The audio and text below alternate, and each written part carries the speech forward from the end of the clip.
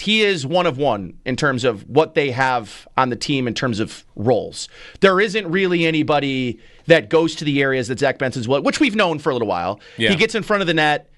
He wins battles. He seeks contact. Mm-hmm. And although he's not the fastest skater on the ice, that I do think is improving, by the way. I'm noticing I noticed it yesterday more than he was back checking on the penalty kill. I noticed it yesterday too. Yeah. I also think they need to find, and this might just be, did Krebs sign a 1 year, right? A qualifying offer 1 year? Yes, I think so. I need Kozak in that position full time.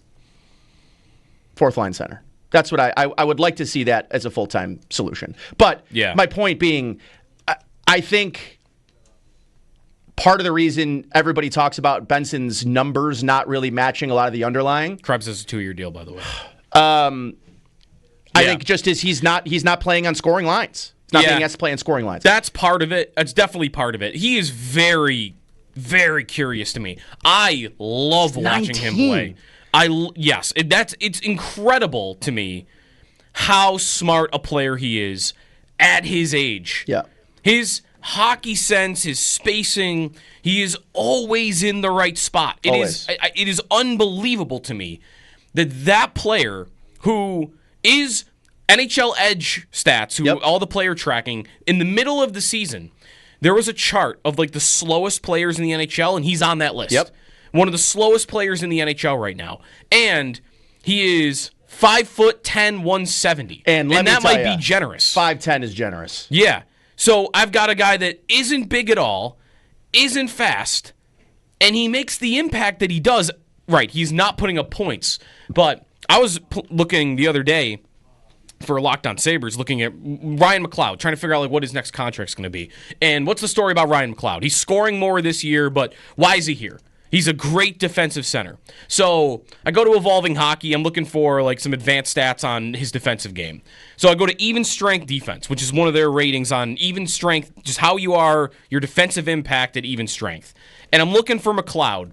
And before I can even scroll down, I haven't even categorized it by Buffalo yet. It's the whole league. And there's Zach Benson is the 8th best defensive forward in the entire NHL. A spot above Barkov. 98th percentile for his defensive numbers on that front. And that's not surprising. That lines up with what we're seeing defensively. But he's not scoring yet, and he's not putting up big points. I do think some of that is probably who he's playing with. I do think some of that is he has got to get faster and bigger. Yeah. And when he gets stronger, I think his shot would probably get a little bit better, and then he'll be able to finish more of these chances. Not convinced he's ever really going to be a perennial 20-goal scorer. I think he could be more in the 15 to 17 goal range every year, but be a guy that gets 45 assists. That's why he's curious to me. I don't know what to make of his ceiling. I think you're probably, what you just said is probably more likely, that he's not a perennial 20-goal scorer. Maybe he's a 50, 60-point guy because he gets a lot of assists. I still feel like I want to be open to him being an elite forward, though, because he is that good when it comes to all the extra stuff. But he's not going to get to what I'm talking about, a point-per-game player, unless he gets way faster and way stronger. And he's 19, so that could happen. That's why I think he's very, very tough to predict right now. In most instances, he hasn't played in the NHL yet. He's only here because of his brain, basically. Yeah. And that's the thing you really don't teach. I mean, I also... Yeah. He is... They joke about it on that there was a... the Sabres do, they're mic'd up, whatever, during practice. And, a month ago, they had Benson mic'd up. And he's, in the middle of the clip. He's standing in front of the net. And Yoki Haru is chirping him oh, you're gonna tip that puck with your hockey IQ? The guys on the team know about his hockey IQ, and they're ribbing him about it. So... I don't know. I don't know what his ceiling is. I want to believe he could be a top-line player, though. And as soon as next year, you might not want that, though, because you need this team to get going. And do you want to put the 20-year-old on the first line, or do you want to have somebody else that you've acquired in the offseason? I just would like to see what it... And I think it was it Kulik, Tage, and him yesterday? That was the line, yeah. Yep. Listen, is that an ideal first line in the NHL? Probably not, but... I don't know. It could be in 4 years. I'm also really interested in what Kulik's going to be. He's struggled to stay consistently on the ice with injuries this year. Yeah. But, man, when he's in the lineup, he's also looked, and the move to center has been really good for him. Yeah.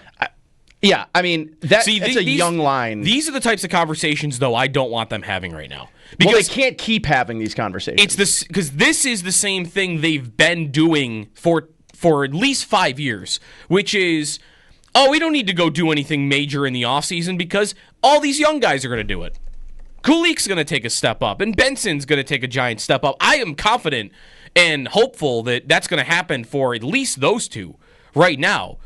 But we had the same conversations 3 years ago about Jack Quinn, J.J. Peterka, and Dylan Cousins. And, not a total strikeout.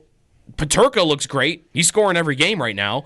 But Peterka just has these like blocks of games where he just goes completely cold and completely quiet. Yeah. Right? I mean, he plays in 65 games this year. He's second in the team in points, first in forwards in assists.